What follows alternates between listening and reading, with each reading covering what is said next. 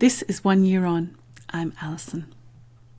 And following on from the previous episode, today I'm fortunate to be interviewing the CEO of the Stroke Foundation, Dr. Lisa Murphy. I've got a short bio for Lisa, which I'll share with you now.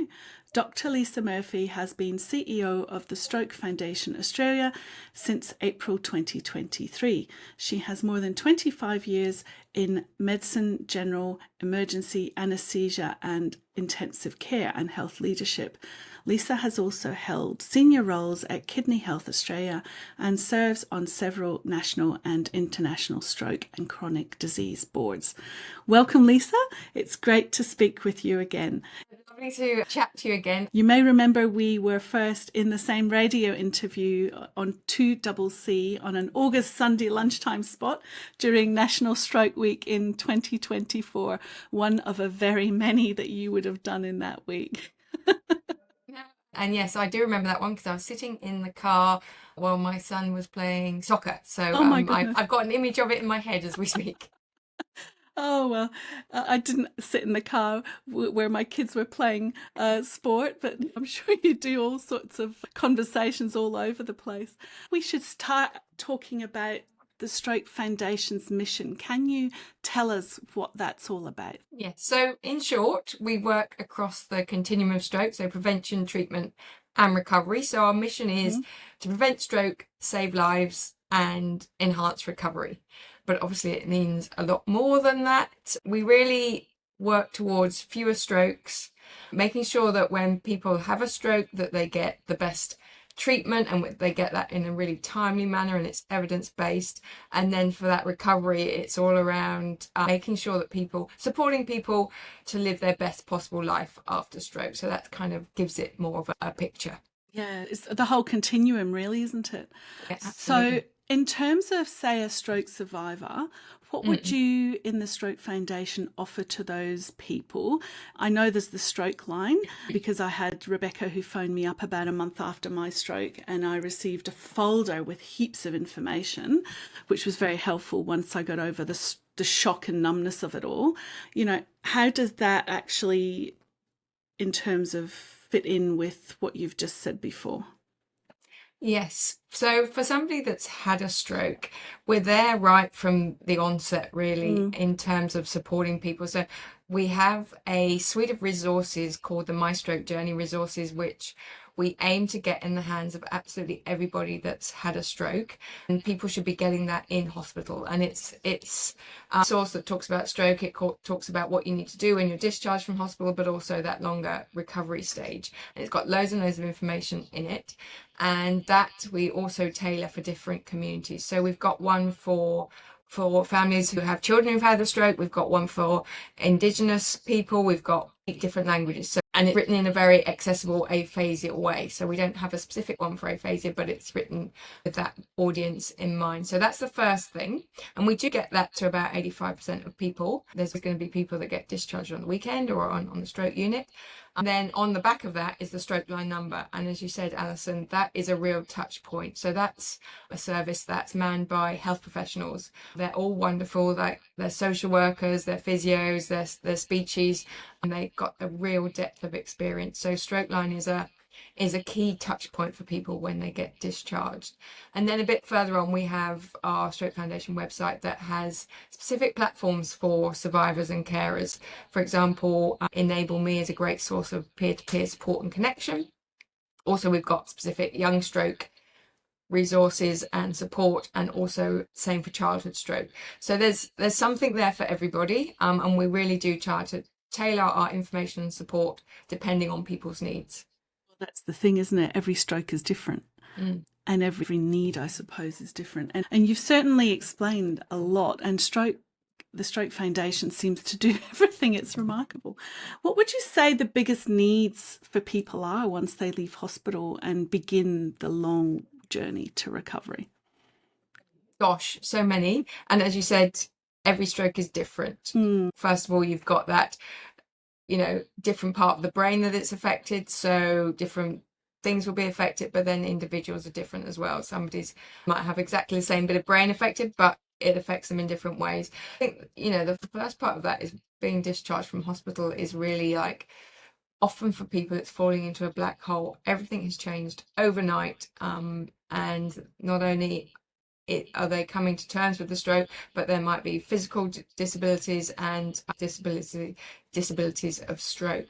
That the needs on being discharged might be physical, they might be mental, might be social. So Stroke Foundation is really there to support people on that journey and provide information and resources when people need it. Well, you certainly did for myself, and I can't thank the Stroke Foundation enough. What would you say a good recovery looks like beyond physical function? Say fatigue, cognition, mood, or identity? That's a great question. So there are the physical disabilities, but also the hidden disabilities, which I think people just don't appreciate that they're there because you can't see them. But things like fatigue, and it's not just feeling tired, it's that been hit by a bus, kind of so tired that you cannot do anything. And that has massive impacts on people's lives, ability to work, ability to have a social life. A lot of people have to almost make sure that they're only doing, something in the morning or something in the afternoon.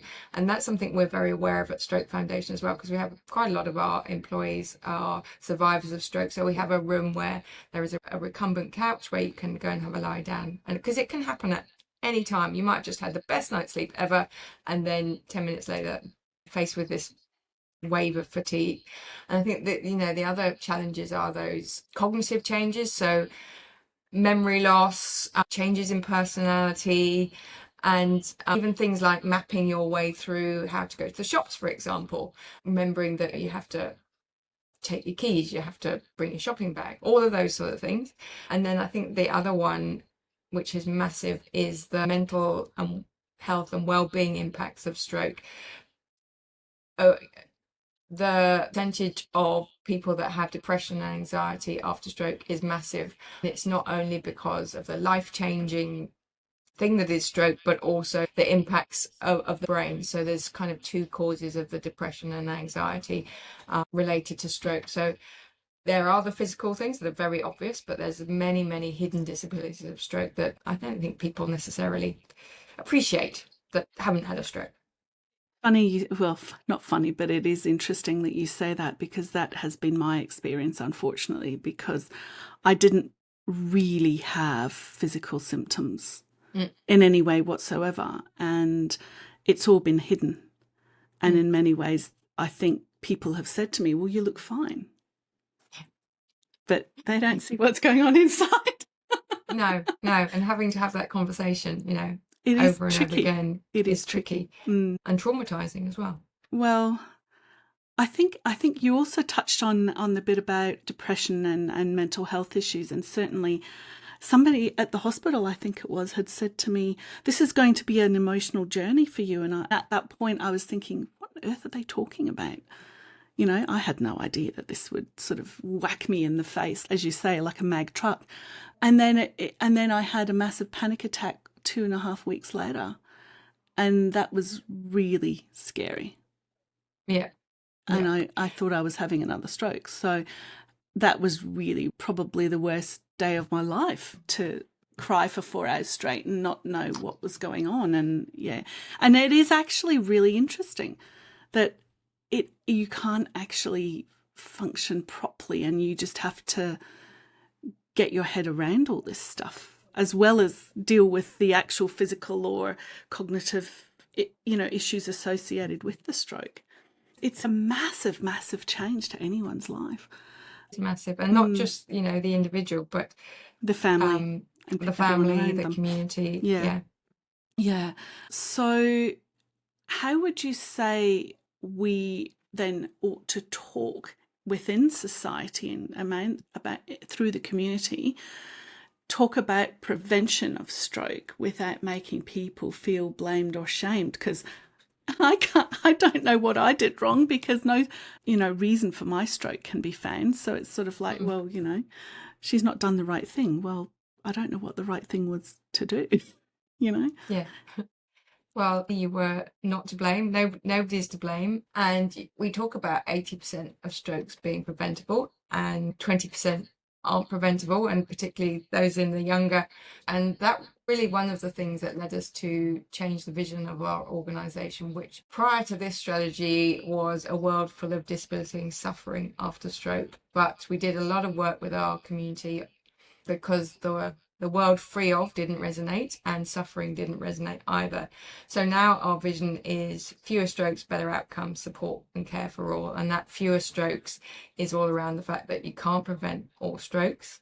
And going back to your other question about the prevention angle is, I think we've come a long way in public health in general, particularly from the sort of life being it kind of language of lifestyle factors. So we don't use lifestyle factors anymore. It's modifiable risk factors, whether it be socioeconomic or behavioural. So there's been a definite shift. That shift is great because it moves from individual responsibility to this more responsibility at the sort of policy level, government level, where we're looking at the food environment, the physical environment, low resource settings where access to fresh fruit and literally is less, and taking this more sort of global holistic approach. So we're moving on, and I think people are catching up. Not everybody's there yet, but it's not helpful and it's not productive to talk around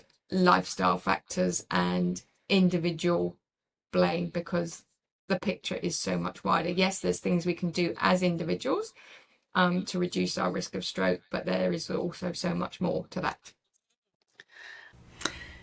I hope you've enjoyed the first part of the interview with Dr. Lisa Murphy. If you have enjoyed this episode, please like, share and subscribe. Next time I will be back for part 2 of the interview with Dr. Lisa Murphy, the CEO of the Stroke Foundation. Thank you. Bye.